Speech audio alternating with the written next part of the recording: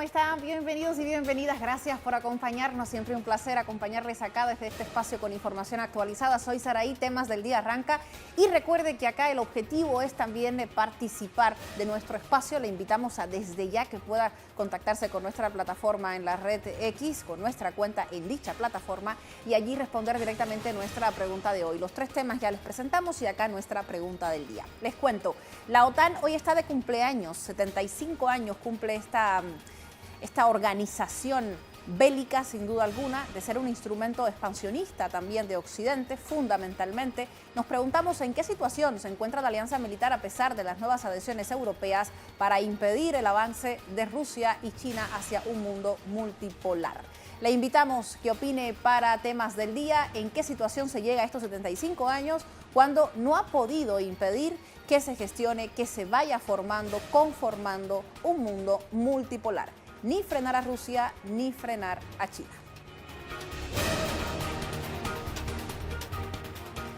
Nuestro primer tema nos lleva directamente hasta Venezuela. Allí el Consejo Nacional Electoral solicitó a la Cancillería llevar la verdad sobre la transparencia del sistema comicial venezolano al mundo.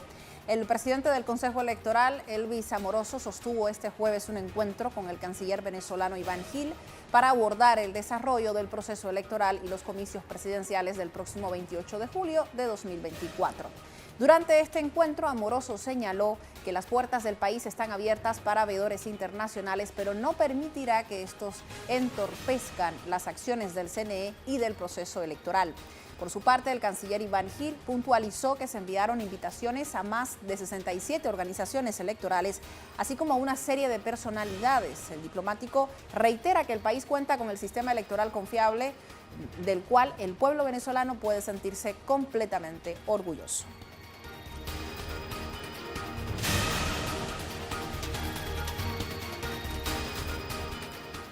Adri Sibori nos mantiene informado todo el tiempo desde su plataforma, desde su cuenta en la plataforma X. Allí nos cuenta a través de los hilos quiénes son los candidatos, cómo se va desarrollando este proceso, y en el último post, al menos el último con el que me encontré, porque son varios, también nos cuenta que los veedores ya están a punto de llegar, comenzarán a llegar muy prontamente. Sobre este tema seguramente nos va a ampliar. Vamos con ella a esta hora desde Caracas, nuestra corresponsal. Adri, querida, bienvenida. Hola, ¿cómo estás? Mucho gusto en saludarte. Y bueno, todo lo que tiene que ver con las elecciones del próximo 28 de julio, ahí está Telesur, mira, sin duda, Saraí.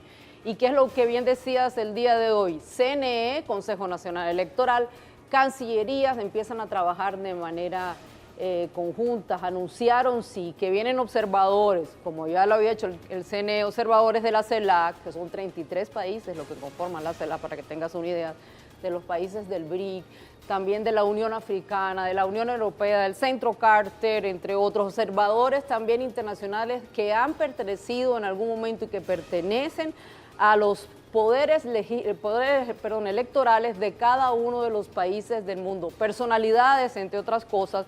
Y bueno, sin duda no anunciaron que los primeros en llegar va a ser el próximo martes, el martes que viene, las delegaciones de la Unión Europea. Pero ¿qué pasa, Sara? Y estas primeras reuniones que digamos que son de observación son reuniones técnicas.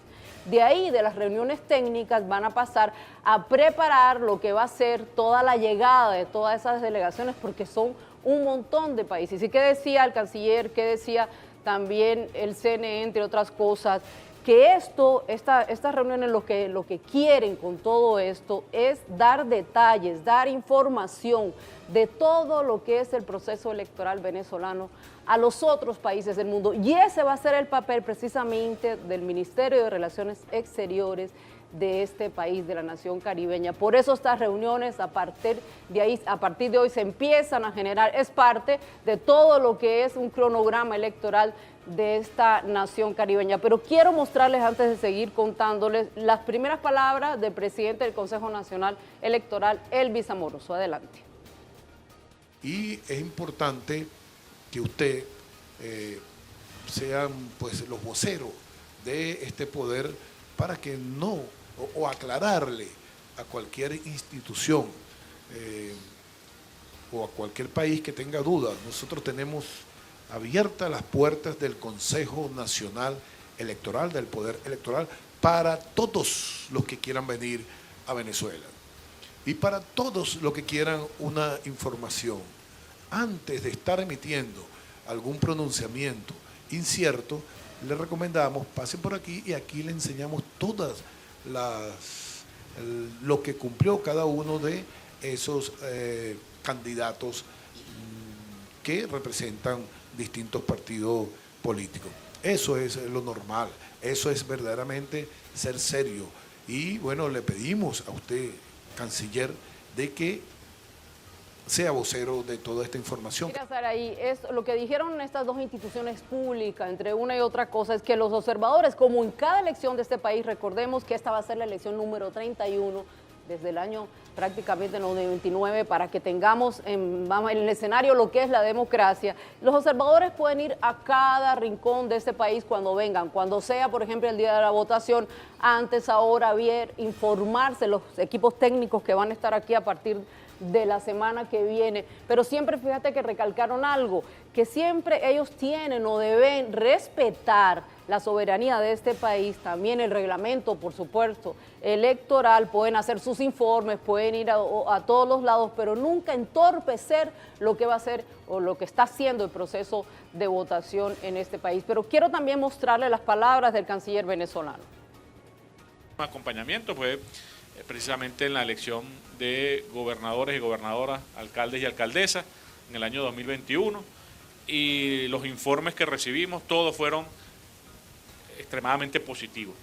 Recomendaciones siempre hemos obtenido. El CNE, gracias, siempre ha asumido un papel proactivo de mejorarse cada vez más en un sistema que es casi perfecto, porque precisamente escucha primero al pueblo y también la observación o la veeduría internacional. La Cancillería venezolana también ha hecho un esfuerzo por informar al mundo a través de los representantes diplomáticos acreditados en Caracas.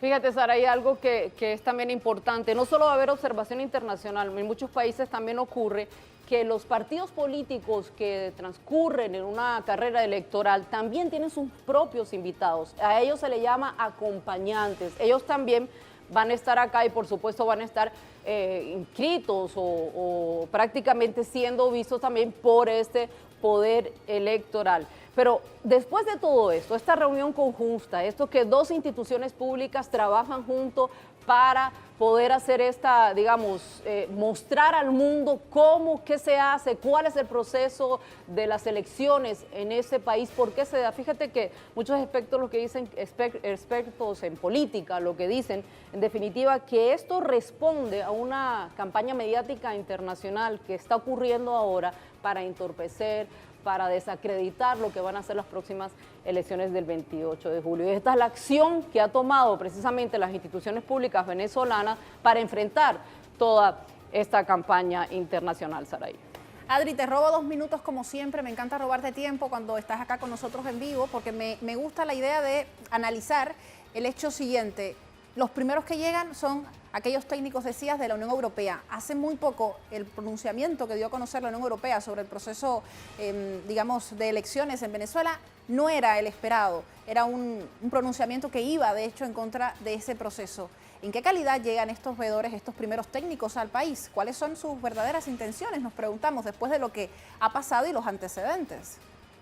Mira, Saraí, lo que te puedo decir que quien hizo ese pronunciamiento principalmente fue el Parlamento Europeo. ¿De qué se trata esta invitación de la Unión Europea que genera para todos los países de la Unión Europea? Precisamente hablábamos de una campaña internacional. ¿Qué es lo que está pasando con esa campaña internacional? Que al buscar el descrédito de estas elecciones, esta ha sido la respuesta de estas instituciones.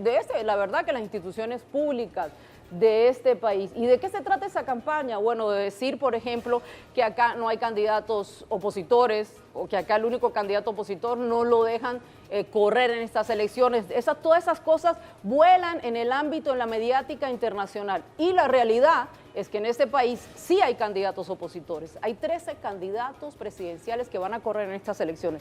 Y te voy a decir algo, según los historiadores de ese país, es una de las veces que más candidato ha tenido una elección en Venezuela. Si no una de las veces, sino tal vez la única en 60 años, para que tengas una idea de cómo es. La campaña mediática lo que hace es decir todo lo contrario, eso es lo que dicen los analistas. Entonces, esto responde a toda esa campaña mediática, decir, bueno, no hay candidatos acá, la oposición no puede correr en las elecciones porque no las dejan, y la verdad lo que se está demostrando que hay 13 candidatos, que 37 fuerzas políticas fueron los que postularon a esos candidatos presidenciales, que de los 13 candidatos son 12 candidatos opositores, y que puede ser la opinión, por ejemplo, que decías del Parlamento Europeo, pero vamos a ver lo que dicen los observadores de todos los países de la Unión Europea que van a venir acá y que el martes van a ser los primeros en reunirse con el poder electoral.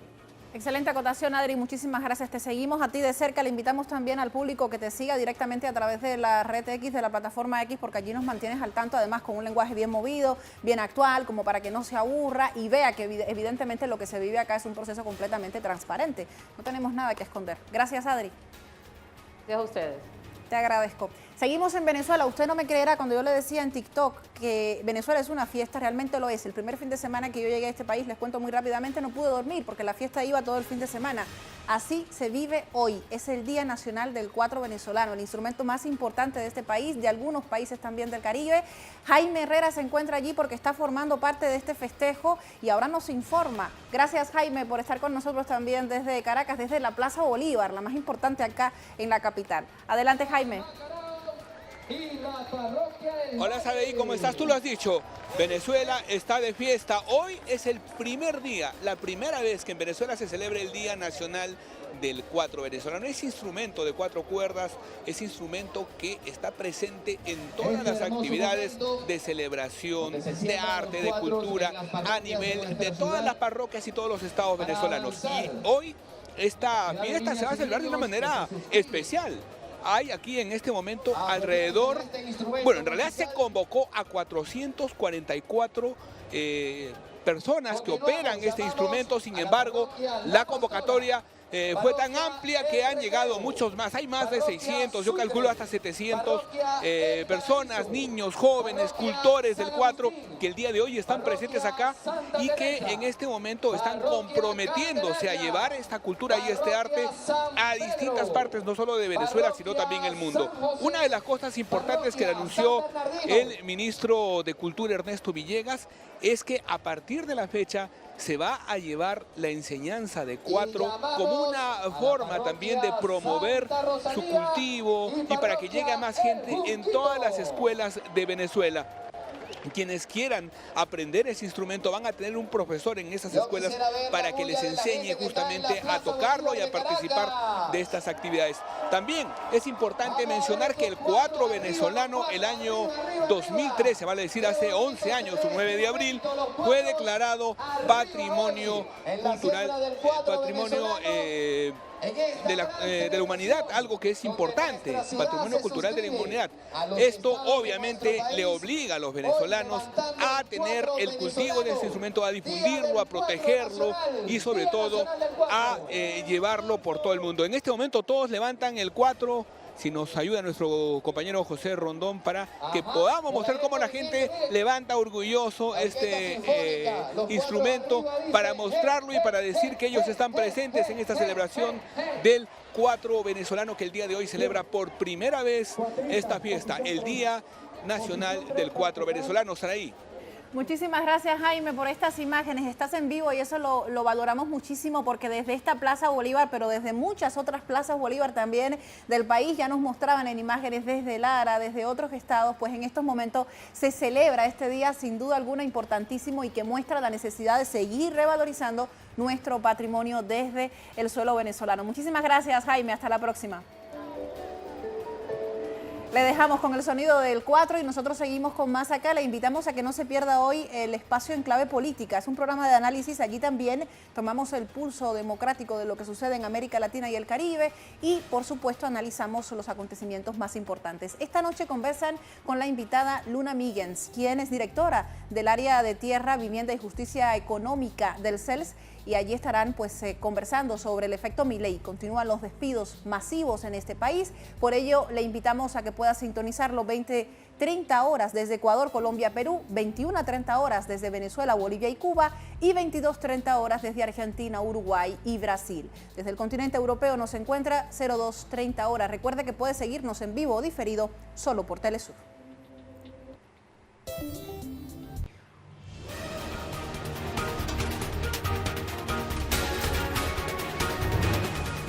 Les recordamos, para que no se olvide, esperamos sus respuestas para darles lectura al final de nuestro espacio. La OTAN hoy está de cumpleaños, 75 años de ser un instrumento expansionista de Occidente. Nos preguntamos en qué situación se encuentra esta alianza militar a pesar de las nuevas adhesiones europeas para impedir el avance de Rusia y China hacia un mundo multipolar. No lo ha logrado, ¿en qué punto se encuentra? ¿Cuáles son aquellas ideas que le vienen a la mente en relación con los últimos acontecimientos bélicos, específicamente el constante apoyo de la OTAN a Ucrania, por otro lado también a Israel en el genocidio que comete contra el pueblo palestino? Algunas ideas que les lanzamos para que pueda contestarnos y reflexionar con nosotros en nuestra pregunta del día. Y nuestra imagen del día nos lleva directamente hasta Brasil. Allí se realiza la Feria de Arte de Sao Paulo en su 20ª edición, una de las más importantes ferias artísticas del hemisferio sur. Con más de 190 expositores, acoge allí a todos los invitados hasta este próximo domingo con una amplia muestra de galerías que tiene que ver con lo que sucede, por supuesto, en Brasil, pero también con lo que llega desde otros países. Con estas imágenes hacemos nuestra pausa, a la vuelta con más en Temas del Día.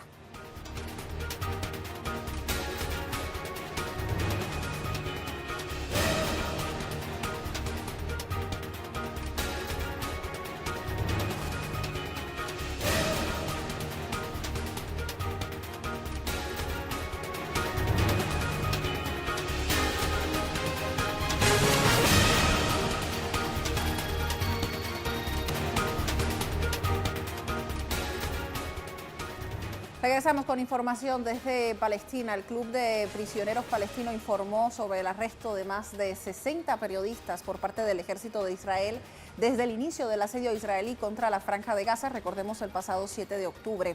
La organización detalló que la mayoría de los reporteros fueron acusados de presunta incitación en redes sociales o medios de comunicación bajo la normativa de detención administrativa. Según el Club de Prisioneros, esta ley permite a Israel arrestar a palestinos por intervalos renovables que varían de 3 a 6 meses. La organización también denuncia que este miércoles las tropas de Tel Aviv detuvieron a una comunicadora, además de recordar alrededor de 140 periodistas, los cuales han sido asesinados desde el inicio del asedio.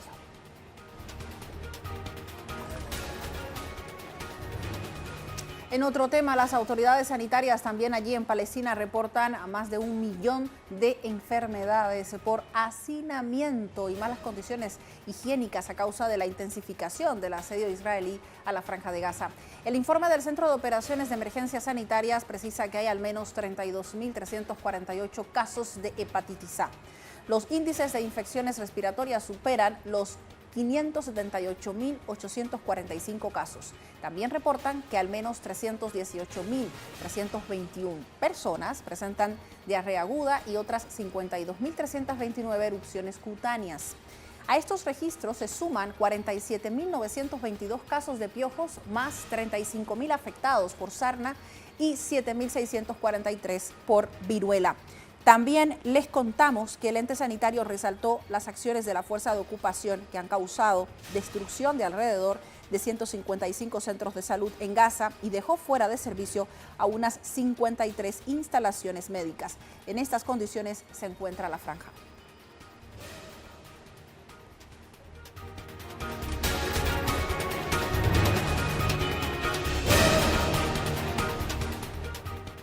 Revisamos otros temas a través de las cuentas de nuestros corresponsales en la plataforma X. Así nos cuenta Elena Rodríguez, nos dice Ecuador, más de 45 organizaciones sociales le dicen no a la consulta popular de Noboa. Lo hacen aclarando que no son conchudos, así lo dice entre comillas, ni terroristas. El presidente no ha dudado en arremeter contra quienes se oponen al referéndum, calificándolos incluso de narcoterroristas. Hola compañeros, qué gusto saludarles. Así es, en Quito, más de 45 organizaciones sociales y políticas se juntaron para expresar su postura con respecto a la consulta popular que impulsa el presidente de esta nación, Daniel Noboa. Si bien han dicho que su postura de rechazo es contra las 11 preguntas, también aclararon que el modelo económico propuesto por el mandatario no convence al ser de corte neoliberal. Debemos recordar que el próximo 21 de abril los ecuatorianos deberán acudir a las urnas para expresar su posición con respecto a un cuestionario en el que se plantea si es que los ciudadanos apoyan la presencia complementaria de las Fuerzas Armadas con la Policía Nacional en las calles para resguardar la seguridad. También sobre la extradición de ecuatorianos para que sean juzgados en otros países. Una de las preguntas habla sobre el incremento de penas en delitos graves, sobre el trabajo por horas y a plazo fijo y el arbitraje internacional. Cabe mencionar que la organización Revolución Ciudadana, que es la agrupación política del expresidente Rafael Correa, emitió un comunicado en el que dijeron que no apoyarán estas dos últimas preguntas, las relacionadas al trabajo por horas y también la del arbitraje internacional.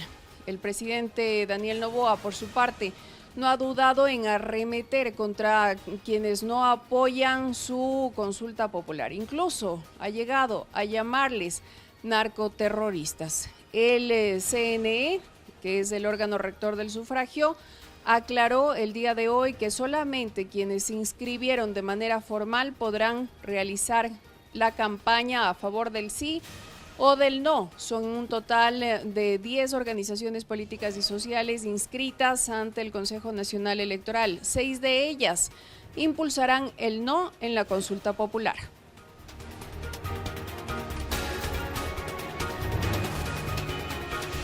Nuestro tema en desarrollo nos lleva hasta la Argentina. Allí la Confederación de Trabajadores de la Educación realiza un paro nacional para exigir la reapertura de la paritaria que fija un piso salarial y en reclamo, por supuesto, por la eliminación del Fondo Incentivo Docente.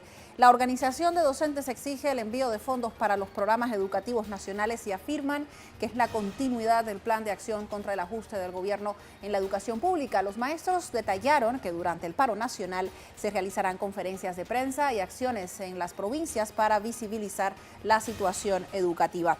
Ante esto, también el gobierno de Javier Milei ha confirmado que se descontará el día a los docentes que se adhieran al paro nacional. Esa ha sido la respuesta del gobierno.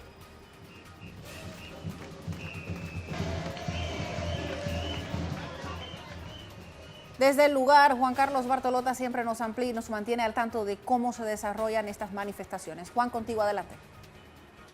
Muchas gracias.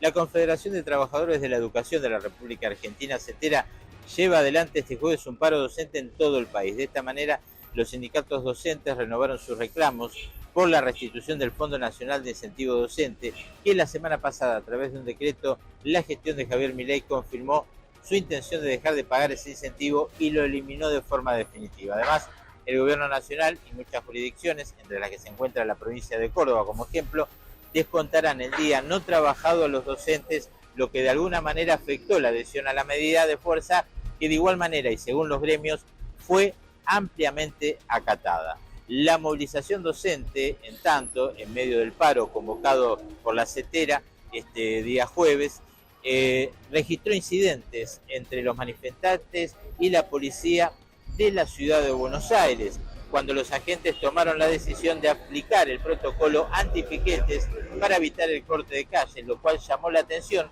ya que el gobierno macrista de la ciudad capital venía evitando formar parte de las acciones represivas ordenadas por la administración de Javier Milei a través de su ministra de Seguridad, Patricia Bullrich. Las columnas se concentraron a partir del mediodía en las inmediaciones del Congreso de la Nación, lugar donde se realizó el reclamo ante la eliminación, como decíamos, del Fondo Nacional Docente, el FONID, y por la falta del llamado a la paritaria nacional en el sector, y culminaron entradas las primeras horas de esta tarde. Ustedes, gracias. Gracias, Juan, a ti. Hasta la próxima. Vamos directamente a revisar algunas de las respuestas que hemos recibido para nuestra pregunta del día.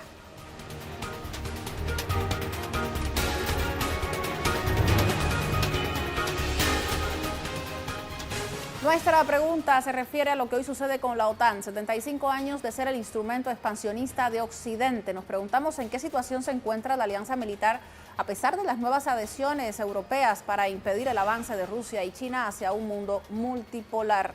Opine para @temastelesur y la primera respuesta la recibimos de parte de José Carlos Ávila Ayala, que siempre nos acompaña y nos dice: en este momento está como la canción infantil de la gata María Ramos, tira la piedra y esconde la mano. Sustenta una guerra fratricida entre Ucrania y Rusia y alega no estar implicada. Más doble moral. Gracias a nuestro querido compañero por darnos su opinión. Aníbal Garzón, también amigo de la casa, nos cuenta: la OTAN, ¿cómo definió en su 30ª cumbre en Madrid? Busca mantener la hegemonía de Occidente con el liderazgo de Estados Unidos mediante el uso de su fuerza. Retener el poder creciente de Rusia y China en la multipolaridad, resistencias como Irán en Oriente Medio o alternativas en el Sahel. Así nos los cuenta nuestro compañero. Le agradecemos. Caramacate, que siempre nos acompaña, nos dice: peor que nunca, porque la caída del mini Cuarto Reich ucraniano será un golpazo para Washington. La OTAN debe ser analizada como banda terrorista y saqueadora de recursos, no como organización defensiva. Fidel estaría alegre viendo la próxima victoria rusa. Abrazos, camarada, y comparte una imagen donde se encuentran representantes importantes para hablar de dicha alianza.